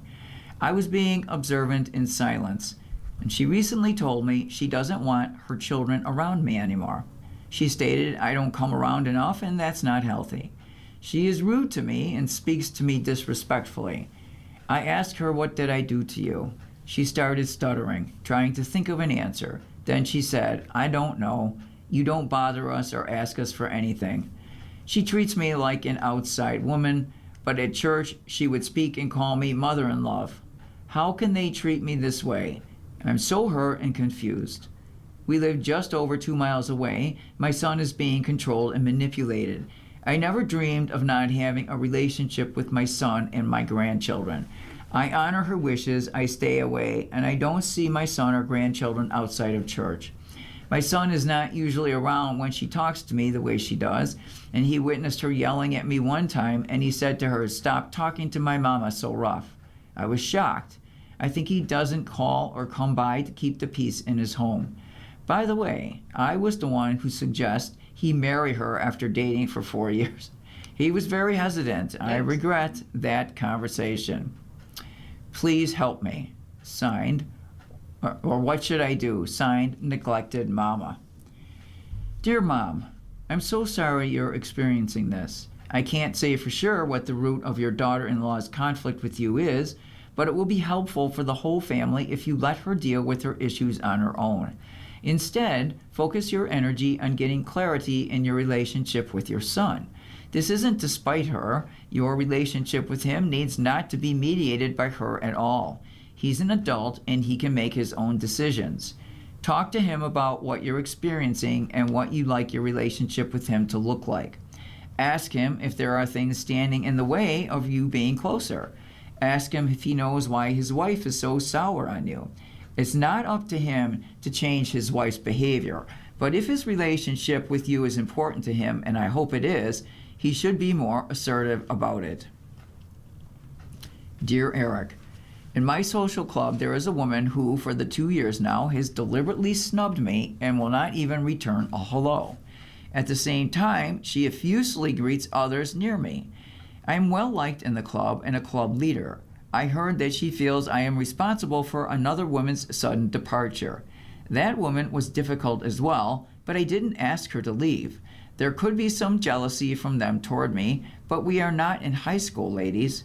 I have been taking the high road and not engaging with her other than to be polite, but she's not polite back. This situation is ruining my good feelings about the club. Should I try to talk to her or ignore her as I have and keep focused on the good members relationship I have? Signed, Ignored. Dear Ignored, don't let her ruin your experience of the club. You're not going to get along with everyone in every social setting, and it's clear that she and you have some oil and water dynamics going on. Even if she's wrong about her reasons for disliking you, it's not up to you to correct her. And she doesn't seem open to feedback from anyone on this matter. So ignore the snub. If she's taking up less space in your mind, it'll free up room for focusing on the relationships that bring you joy and enhance your experience of the club. Dear Eric, I am a disabled veteran who relies on a caregiver to help me with my daily needs. I'm writing in reference to odor of a friend who wrote about a disabled veteran friend who cannot take care of himself and has body odor. You stated in your reply that this veteran needs help with his daily living needs. Help is available through the Veterans Administration. The program is called the VA Caregiver Support Program. There are several services available to the veteran and their caregiver. If the veteran is unable to care for himself, our VA will help them.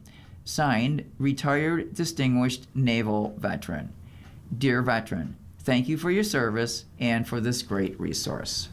And let's look at girls basketball. Hoops star Trokey gets top honor in Class C.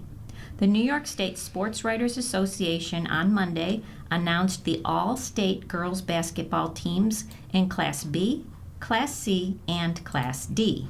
Frewsburg junior guard Jaden Trokey was named the Class C All-State Player of the Year after leading the Bears to back-to-back state championships. Trokey, the Buffalo News All-Western New York Co-Player of the Year, averaged 21.2 points, 5.5 assists, 4.8 rebounds, 1.8 blocks, and 4.5 steals per game. She has offers from the University at Buffalo, St. Bonaventure, and Youngstown State. Here are the rest of the players from the small schools who made all-state teams. In Class B, 4th team, Gianna Soriani, number 8 from Southwestern. 6th team, Charlotte Beaver, 10, Southwestern. 7th team, Abby Gerstung, number 11, Akron. 11th team, Daniela Oakley, 12 from Springville. 12th team, Mackenzie Krause, number 11 from Salamanca. Honorable mention was given to Adela Dukes, number 11, Royalton Heartland. Kalia St. Louis, number 9 from Medina. Jillian Ulrich, 12 from Alden, and Abayomi McCrae, number 11 from Olmsted. In Class C, Player of the Year was given to Jaden Trokey, 11 from Frewsburg. Second team, Avery Harvey, 12, Frewsburg. Fourth team, Ava Sears, 9 from Randolph. Brianna Hopkins, number 11, made fifth team from Cassadaga Valley. Sixth team, Jaden Jimerson, 10, Frewsburg. Eighth team, Dahlia Douglas, 12 from Westfield. Honorable mention in Class C was given to Gianna Bowles, number 12 from Randolph, Andy Northrup, number 12 from Ellicottville, Bella Thrush, number 10 from Wilson, Mackenzie Shoemaker, number 11 from Westfield, and Michaela Wiskup, number 11 from Holland. In Class D, the second team was given to Kiara Loberg, number 12 from Panama. Third team, Caroline Sliwa, number 12 from Forestville, Emerson Crawford, number 10 from Sherman. Sixth team, Jessica Lyon, 12 from Panama, and Bayer Olbeck, number 10 from Sherman. An honorable mention in Class D was given to Mackenzie Chase, number 12 from Franklinville. And in the emotional fitness column, who rescued whom? After Mercy, my beloved therapy dog, passed away, I spent the entire weekend in bed.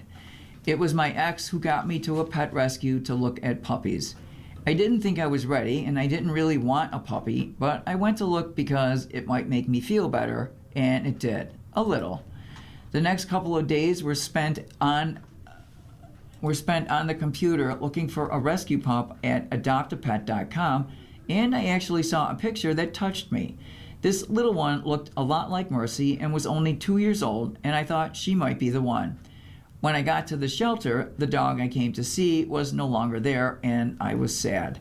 However, there were several other little dogs that needed some love, so I thought I'd get to know a couple of them as long as I was there. I never got the chance, however, because the second I sat down, a little blonde dog jumped into my lap, curled up, and went to sleep, so I just let her be. After about an hour, I decided to foster her for the night. I needed to make sure that she would get along with the cat and didn't have any or many bad habits. That night, she slept on the bed with Phoenix and curled up in the crook of my neck with her head on my pillow, and that was it.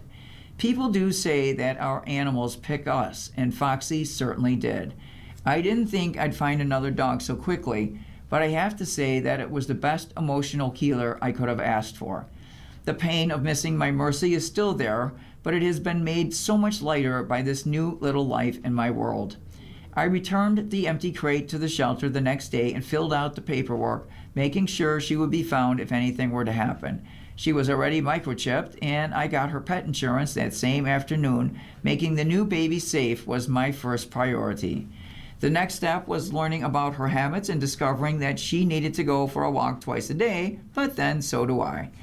For the past year, Mercy really couldn't take walks anymore, and I spent much of my time making her comfortable. Going for walks with my new companion animal was the perfect way to get me back into the world, and she is helping to make me a healthier as well as a happier person. And the war has cost companies at least $25 billion so far.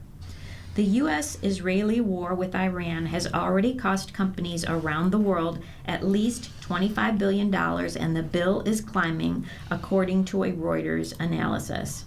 A review of corporate statements since the start of the conflict by companies listed in the United States, Europe, and Asia offers a sobering look at the fallout. Businesses are grappling with soaring energy prices, fractured supply chains, and trade routes severed by Iran's chokehold on the Strait of Hormuz. At least 279 companies have cited the war as a trigger for defensive actions to blunt the financial hit, including price increases and production cuts, the analysis shows. Others have suspended dividends or buybacks, furloughed staff, added fuel surcharges, or sought emergency government assistance. The upheaval, the latest in a series of discombobulating global events for the business following the COVID-19 pandemic and Russia's invasion of Ukraine, is tempering expectations for the rest of the year, with little sense that an agreement to end the conflict is forthcoming. This level of industry decline is similar to what we have observed during the global financial crisis and even higher than during other recessionary periods, Whirlpool CEO Mark Bitzer told analysts after it slashed its full-year forecast in half and suspended its dividend. As growth slows, pricing power will weaken and fixed costs will become harder to absorb, analysts say, threatening profit margins in the second quarter and beyond that. Sustained price hikes are likely to fuel inflation, hurting already fragile consumer confidence. Consumers are holding back on replacing products rather than repairing, and they are repairing them, Bitzer said. The appliance maker is not alone. Companies, including Procter & Gamble, Malaysian condom maker Carex, and Toyota have warned of the mounting toll as the conflict enters its third month. Iran's blockade of the Strait of Hormuz, the world's most critical energy choke point, has pushed oil prices above $100 a barrel, more than 50% higher than before the war. The closure has driven up shipping costs, squeezed supplies of raw materials, and cut off trade routes vital to the flow of goods. Supplies of fertilizers, helium, aluminum, polyethylene, and other key inputs have been hit. 1/5 of companies in the review, which make everything from cosmetics to tires and detergent to cruise operators and airlines, have flagged a financial hit due to the war. A majority were based in the UK and Europe, where energy costs were already elevated, while almost a third were from Asia, reflecting those regions' deep reliance on Middle Eastern oil and fuel products. To put the tally into context, hundreds of companies by October last year had flagged more than $35 billion in costs from President Trump's 2025 tariffs. Airlines account for the biggest share of quantified war-related costs, representing nearly $15 billion, with jet fuel prices having nearly doubled. As the bottleneck drags on, more companies from other industries are sounding the alarm. Japan's Toyota warned of a $4.3 billion hit, while Procter & Gamble estimated a $1 billion post-tax profit blow. Fast food giant McDonald's said earlier this month it expected higher long-term cost inflation from ongoing supply chain disruptions, the kind of assessment that until recently had been confined to industrial earning calls. The surge in fuel prices is hurting lower-income consumer demand, CEO Chris Kempczinski said, adding that elevated gas prices are the core issue that we are seeing right now. And here's an interesting question. Did Fitz have some pull over the Bills' TV schedule? Some Buffalo Bills fans feel the NFL's decision to open the new Highmark Stadium on Prime Video's Thursday Night Football in the second week of the season against the Lions is less than ideal locally. But when you look at NFL history and the Buffalo Bills' entire 2026 schedule, it is more understandable nationally. Historically, let's consider one of the last two new stadiums opened in the NFL. The first game against the Vegas Raiders, played in Allegiant Stadium, was against the New Orleans Saints. The game was carried on ESPN's Monday Night Football on the 21st of September back in 2020. There really isn't much difference between opening on a Monday night and a Thursday night. In both cases, fans have a long time to celebrate during the day of the game, and many decide to take the next day off. The NFL decision to choose the Lions to play the Bills on TNF to open the new Highmark Stadium was one of a handful of questions I posed in a telephone interview Sunday with Mike North, Vice President of NFL Broadcast Planning and Scheduling, about the Bills' schedule. He dismissed any suggestion that the choice was a slight to Western New York and suggested it might have been something to do with a former popular Bills quarterback who now is a studio analyst for Prime. Oh, definitely not, North said of the decision being a slight. It's a primetime window. It's a full day of celebration and anticipation. It's a testament to Amazon and our friends at Thursday Night Football and what they can do with the traveling circus that comes to town for the day, and obviously having Fitz on the Prime desk surely was a consideration as well. I'm sure he's going to love it. The Bills were aware of the possibility. I think it'll be a fun day in Buffalo and for everybody. North also shot down any suggestion that the association that the last Bills owner, Ralph Wilson, had the Buffalo and Detroit had anything to do with the choice of the Lions. I think it really comes down to plenty of good options, any one which makes a good story, he said. I think you could have played any of the Bills' home opponents really, for the stadium opener, maybe not the Chargers on a Thursday because of the distance from LA. It wasn't so much that the league chose Detroit, it's that they made Detroit an option. And when the computers spun looking through the infinite solution space, this is the one we landed on. It is hard to argue with how the NFL has scheduled several other games with high-profile opponents on the Bills' schedule. Can you really blame the league for thinking the game between Josh Allen and Patrick Mahomes of KC is a better national draw on Thanksgiving night in prime time on NBC than having the Bills chief open the stadium to satisfy Bills fans? CBS play-by-play announcer Jim Nantz, who lobbied to cover the Highmark opener during the Bills' 28-21 victory over the Chiefs in November, may be the only one more disappointed than Bills fans that it isn't opening the stadium. Nantz and analyst Tony Romo have called 8 of the 10 mashups between the MVP quarterbacks so moving the game to NBC this season was a major surprise. It's not CBS's to lose, it's a free agent like every other game, North said. It's probably more of an anomaly that has landed on CBS these last few years than it landed on NBC this year. And then given the fact that it landed on NBC, I think we're seeing a real steady upward trajectory of what we can do on Thanksgiving night. You see the ratings for the 1 p.m. window and the 4:30 p.m. window, and now you wonder, where's the ceiling for the 8 p.m. window on Thanksgiving night? If you left KC Buffalo on CBS on Fox at 4:25, it probably sniffed 30 million viewers. Probably going to have a pretty good shot at doing the same on Thanksgiving night. So I move it around, let everybody have a shot, and a big national showcase for one of the games of the year. Okay, tips for removing lingering pet hair. Deer Holloway's pet hair embeds itself deep into fabric fibers, making the removal of it especially difficult. What do I do? After washing, a slightly damp rubber glove that gets wiped over clothing lifts any lingering hair off effortlessly. Keep a lint roller by the door for a quick check before you leave. If your pet has a favorite couch or a favorite chair, Drape a washable throw on it to protect your clothes from the fur. Those are some good hints. You've they been are. listening to a reading of articles and features from the Buffalo News for today, Tuesday, May 19th. We read the Buffalo News live on weekday and Sunday mornings at 9 a.m. and rebroadcast at 4 p.m. For more information, call 716-821-5555. That's 716-821-5555. Your readers today have been Lori and Lita. thank you so much for listening and have a great rest of your day. Welcome summer with your Niagara Frontier Radio Reading Service. We're planning a summer bash bigger and better than ever before. It's Friday, June 26th at Creekside Banquet Facility in Grove, located at the corner of Union Road and William Street in Cheektowaga. You're invited to enjoy a buffet chicken and pasta dinner, your first drink on us, a basket raffle, and Buffalo Music Hall of Fame party band The Boys of Summer from 6 to 9 p.m. Tickets are $50 and support the 160 volunteers who read all the programming offered by Radio Reading. That's Friday, June 26th from 6 to 9 p.m. at Creekside Banquet Facility in Grove in Cheektowaga. Get your tickets now by calling 716-821-5555 extension 3 or online at nfradioreading.org.